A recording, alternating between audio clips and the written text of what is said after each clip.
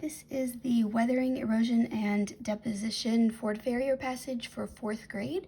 Guys, today I want to point out that all of the answers are in the passage. There's no test questions on this because it was a longer passage, and so we left off one of the pages of questions. Because there's fewer questions, each one is 4 points each instead of 3 points each. But every single answer is directly found in the passage somewhere. I've also got the camera back the other way and zoomed in a little bit because I know it was a little bit hard to follow along last time. So let's go ahead and get started on our passage and questions. Okay, paragraph 1. The earth is made of rock. Rock can change and move over time through the process of weathering, erosion, and deposition. The Rocky Mountains and the Grand Canyon took millions of years to form. The surface of Earth is constantly changing. Many of these changes, such as the formation of a canyon or mountain range, can take millions of years. Other changes can happen quickly, such as the eruption of a volcano. Okay, so this time I'm going to stop by each paragraph and kind of make a little note about what was going on there. And so this is just really about Earth's changes. It's kind of an introduction paragraph. There's no vocabulary there either for us to highlight. Okay, paragraph 2. The surface of the Earth is constantly exposed to water, wind, ice, and growing plants. Each of these can break down rocks into smaller pieces. Weathering is the breaking down of rocks and exposed surfaces into smaller pieces called sediments. A sediment is a small piece of material that has broken off a larger rock. Okay, we have 2 vocabulary words here. So we're looking at weathering is the breaking down of rocks and exposed surfaces into smaller pieces called sediments. And we also have the definition of a sediment. It's a small piece of material that is broken off of a rock. And so this one over here would be about weathering. Okay, paragraph 3. Weathering occurs in different ways. The breaking down of rocks by a physical force is called mechanical weathering or physical weathering. Moving water, wind, and ice are all responsible for mechanical weathering. Sometimes liquid water seeps into cracks in rocks. If the water freezes, it expands in the cracks and pushes the rocks apart. Flowing water, such as a river, pushes smaller bits of rock and sand away. The moving water also smooths down rough edges of larger rocks. All right, so we have one vocabulary word. This time the definition is before the word. The breaking down of rocks by a physical force is called mechanical weathering or physical weathering. And that's what this whole paragraph is about. Mechanical weathering. The reason I'm making the little notes next to the paragraphs is so that later when we have to go back, it's easier to find which paragraph the answer is going to be in. Paragraph 4. Strong winds can also break down large rocks into smaller pieces. Wind carries particles which smash against larger rocks. The particles carried by wind smooth out rough parts of large rocks. Wind can also carry away very small pieces of rocks and dirt to other places. Okay, no vocabulary, and this one is all about the wind. Okay, paragraph 5. A glacier is a large mass of ice and snow on Earth's surface. These huge chunks of ice move very slowly across Earth's surface. As glaciers move, the ice scrapes away pebbles, rocks, and large boulders. As glaciers drag the pieces of rock, holes are formed in the land. Sorry about that. If a glacier melts, some of the rock and dirt is left behind. Some glaciers leave behind open holes in the surface of the earth called valleys. As glaciers melt, valleys can fill with water to form lakes. Moving glaciers grind larger rocks into smaller pieces. Larger rocks stuck in glaciers can dig into other rocks. When glaciers melt, flowing water can move small rocks and particles. Okay, so one vocabulary word. A glacier is a large mass of ice and snow on Earth's surface. And I would say that whole paragraph is about glaciers. Okay, paragraph 6. Plants can also break rocks as their roots grow underground. The roots spread inside cracks and cause the rocks to break apart. In addition, animals break down rocks by digging. So no vocabulary, and plants and animals is what paragraph 6 was about.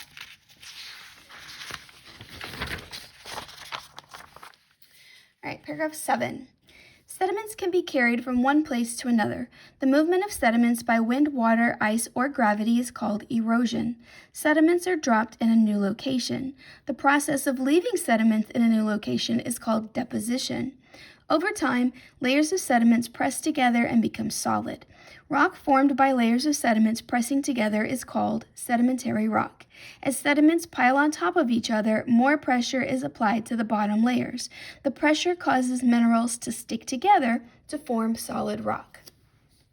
Okay, lots of vocabulary. So we have erosion, but the definition is before. The movement of sediments by wind, water, ice, or gravity is called erosion. We have deposition. Again, the definition is before. The process of leaving sediments in a new place is deposition. And then we have sedimentary rock, which is rock formed by layers of sediments being pressed together. And so this paragraph is really about what happens to the sediments. They get moved and dropped and sometimes formed into a rock. Paragraph 8.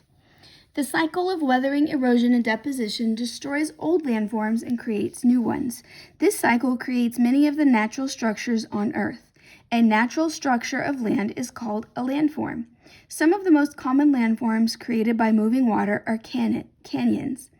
As rivers flow, they weather and erode the surface of the Earth. The rivers carve deeper and deeper into the Earth's surface.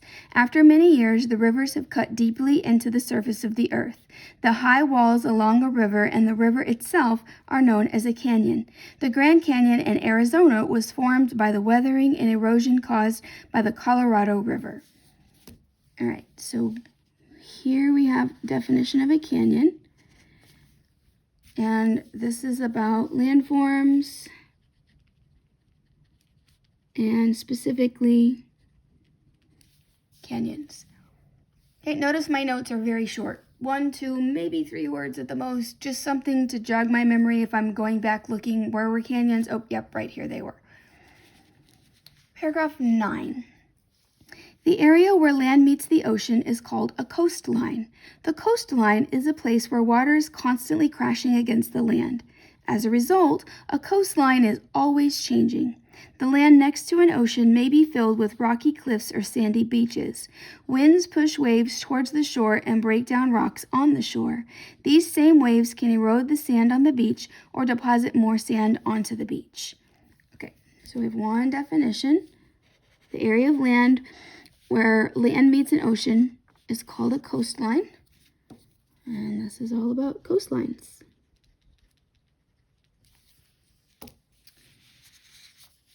Paragraph 10. Some mountains are created when land is squeezed together. When this happens, some of the surface of the earth is pushed upward, forming mountains. The Appalachian Mountains in North America were formed this way.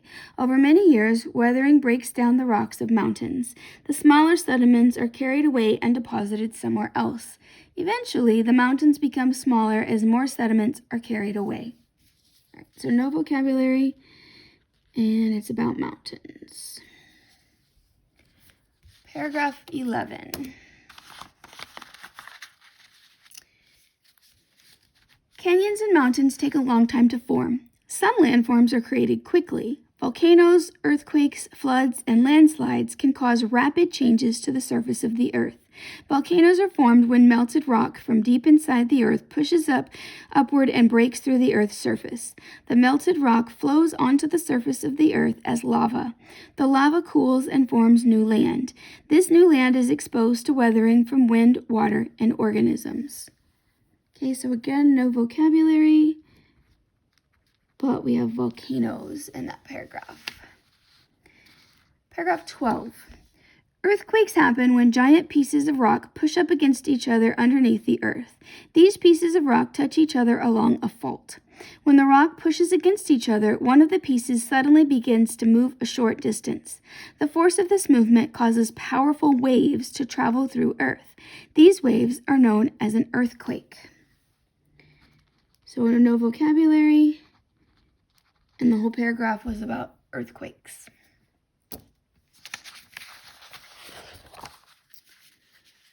Okay, paragraph 13. Landslides are caused when gravity pulls down some of the land on the slope of a hill.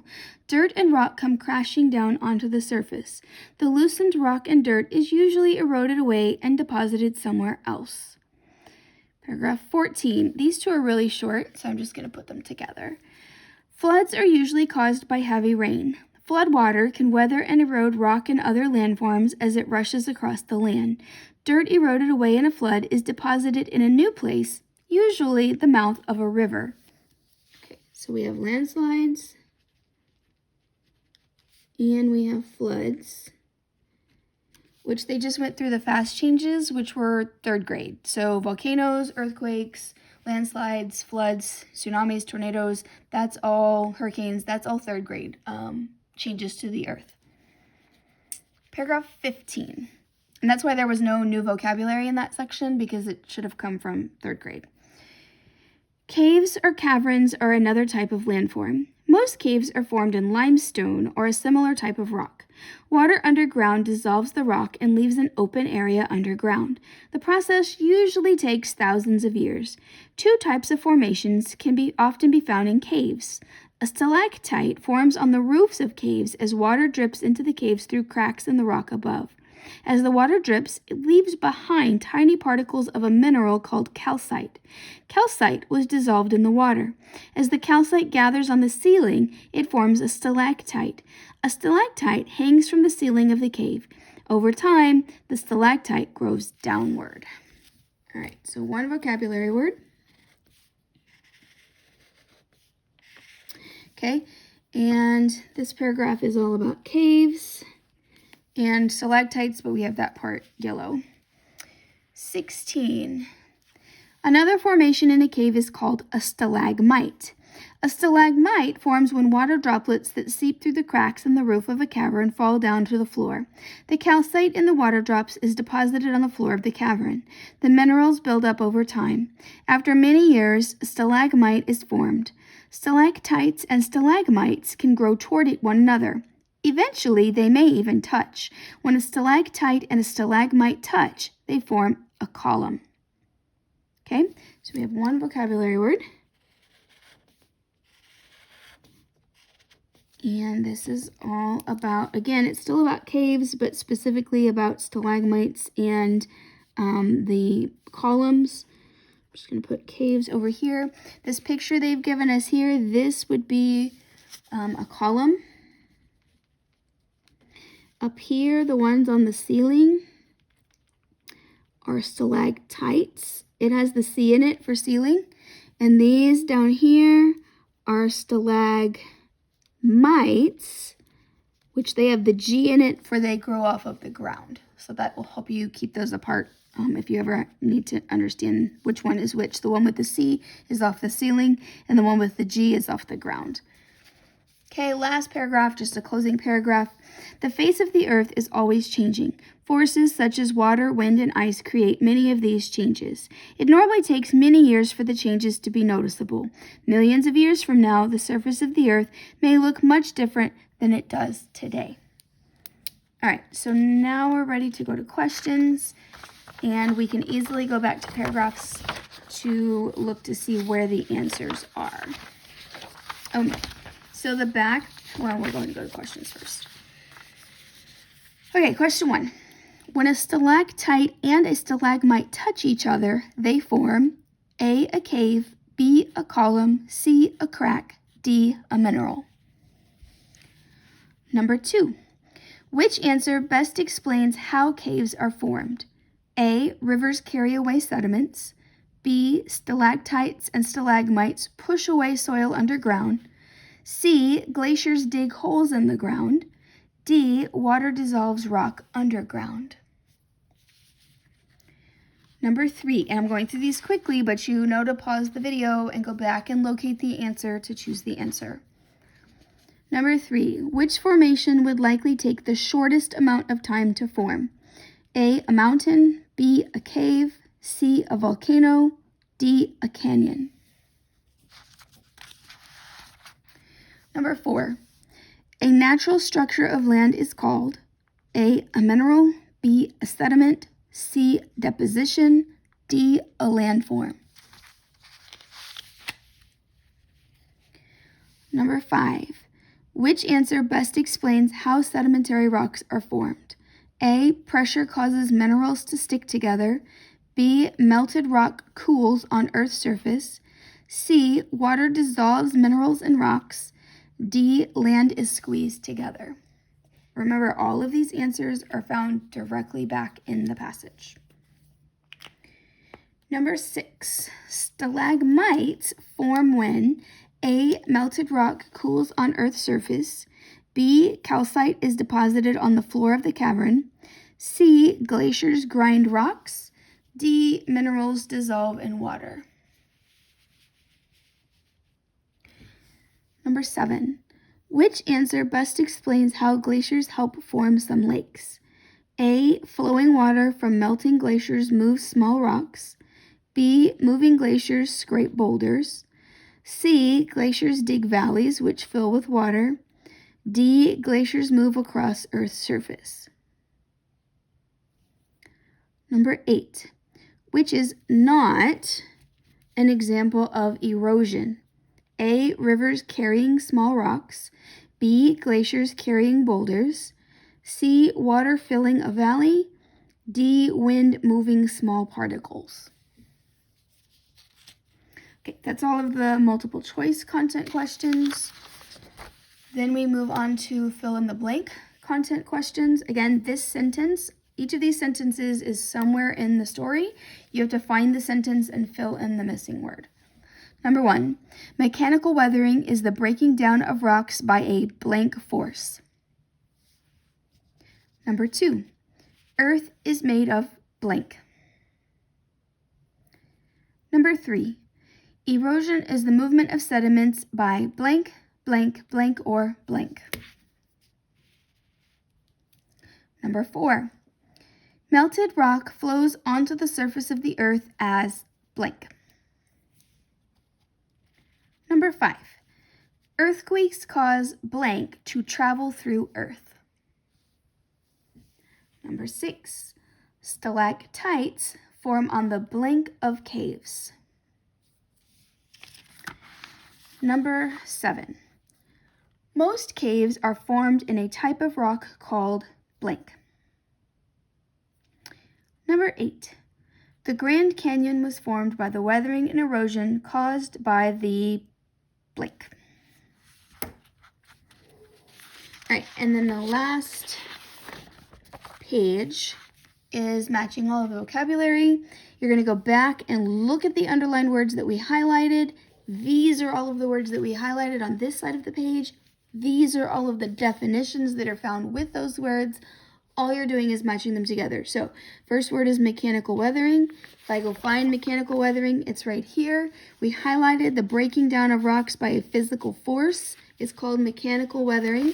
So I come back over here and I find that right here, the breaking down of rocks by a physical force. So I'm going to put the letter B on the blank and cross that one out because I've already used it and you can only use it one time. That gets that out of the way, so you know that's not an option anymore for the other 10 words that you now need to go back and locate. Again, go find the word, see what we highlighted with it, and match that over here because that's the definition of the word. Okay, good luck today. It's great to have you all back, and hopefully we all do very, very well on this paper.